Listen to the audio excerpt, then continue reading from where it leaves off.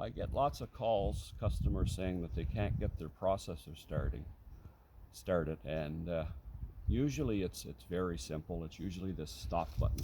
Somebody has touched that and doesn't realize it.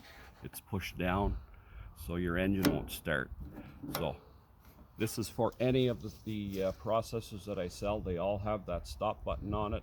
So if your motor won't start, doesn't matter if it's Honda or Kohler, the first thing you should check is that stop button. So all you got to do is just give it a little turn and it'll pop up.